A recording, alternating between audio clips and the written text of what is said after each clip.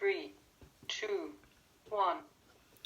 Yo, what's up? This is Tearod. Welcome to my blog, brought to you by my book, The Best Idea I Ever Had, right now. That's right. You can find it on amzn.to, barnesandnoble.com, the Kindle, the Nook, and on iTunes. Again, maybe not really on iTunes right now. I'm still in negotiations with Apple. So it may not be on iTunes anytime soon. But you can get the audio version. As a matter of fact, I do encourage you to go out and get the audio version out there on CD, baby. And actually, in this particular video, you'll be able to look into the link or look into the description of the video, and I'm gonna give you the link to where you'll be able to go in. You can listen to the chapters of the book before you buy it. I mean, I strongly believe, try it before you buy it. I mean, I think it's some good stuff. So, go out there and try it out. Let me know what you think. If you don't like it, let me know what you think as well. I mean, if I don't like what you had to say, I'll just delete the comment. It's all good. But anyway, this is a part of my 30-day series of giving away business ideas that people may have or may want to go into the new year with. Today, I'm going to talk about rehab. A lot of cats out there like to talk about, flipping a house. They ask me, Tearod, what can I do to flip a house? Here's the deal. First thing you got to do is you got to buy the house. Okay, you got to buy it. You can't go out there and get a house and flip it and then say, hey, I want to flip this house. And in order to do so, probably to flip a house, you've got to be almost at the investor level of the real estate game. You don't have to. When I say investor, that doesn't mean you've got to go out there and have like millions and millions of dollars. But you've got to be able to buy multiple homes. So if you live in a home and if you're buying a home you live in, you've got to be able to buy the second home as an investor. Typically, you're probably looking at a 680 credit score in order to buy a second home as an investor. Now, different markets are different. Different parts of the country, they're different. So, you may be able to buy a home with a 680 credit score in Texas, and it may have to be a 720 in New York. I don't know, but on average, it's about a 680 credit score. And then what you want to do is you want to look before you even buy a home as an investor.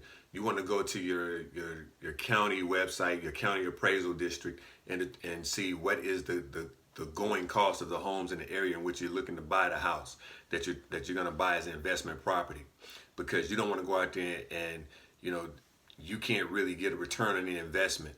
So basically, you want to buy low and you want to sell high. Again, you want to buy low and you want to sell high. That means this. So say you're in an area and you want to buy a home that costs $300,000 as an investment property. Well, here's the deal. If the going rate for homes in the area is already $300,000, that's to say that the houses in that particular neighborhood or in that particular area is already $300,000. You don't want to go spend $300,000 on an investment property. Okay, let's just say you want to spend somewhere around 225. Let's say 225,000. On the property. If you can get the property for 225 and the going rate for a house the size that you're looking to buy and flip is about 225, and the going rate for those houses is about 300,000. Then you're in the ballpark of flipping the home. I wouldn't go in, and I wouldn't. Well, when you go in, you want to rehab it a little bit. You want to fix it up a little bit so you better get what you're looking for. Rule number one: don't go in and touch the plumbing. Don't go in and have to get plumbing done. Don't go in and have to get HVAC or get any type of electrical work done. Because if you hire an electrician, or if you hire a plumber, or if you hire a mechanical guy for your air conditioning, what's going to happen is they're going to have to go to the city to get permits to do work. Look, as soon as they go to the city to do the work, it's going to increase the value of the house. And if you don't get the house sold within the amount of time that you're looking to flip it, when the taxes come around, you're going to be paying taxes on the new appraised value. You want to pay taxes on the current appraised value, which is at 225, not at 300, right? So, the kind of work you really want to do when you're talking about flipping your first house or two is carpet work. Go in, rip the carpet out, put new carpet down, new flooring, new hardwood, that kind of stuff. Painting, get new painting done. So you can do hardwood. You can change the flooring out. You can change the wall out, the wall texture, the painting. You can get new doors. Okay, you can put new doors in. I wouldn't change the windows on the exterior, because depending on the type of window you put in, they may have to get a permit in order to do so. And again, once you get a permit, you're telling the city or you're telling the county, hey, I'm increasing the value of this home.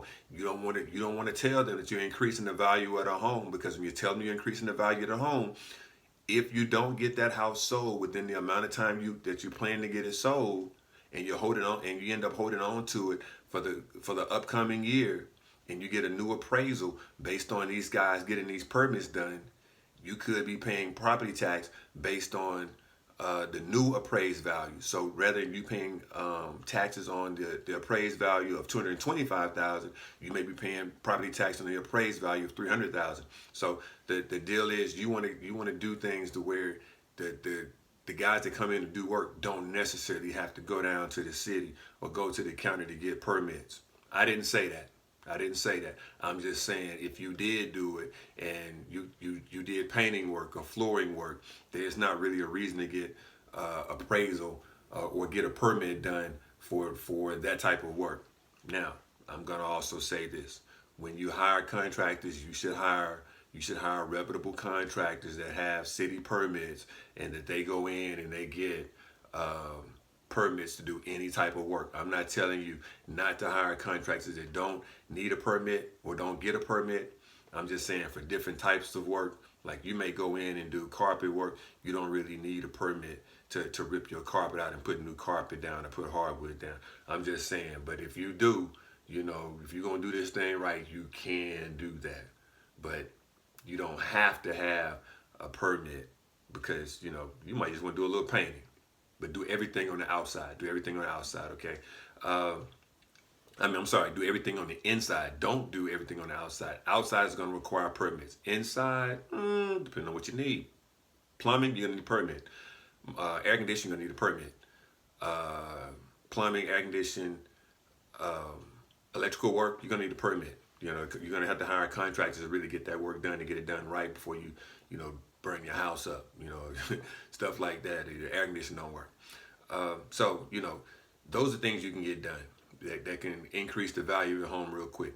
Painting is cheap to do. It's cheap to buy. You can even do the painting yourself. You can even pull the carpet up yourself.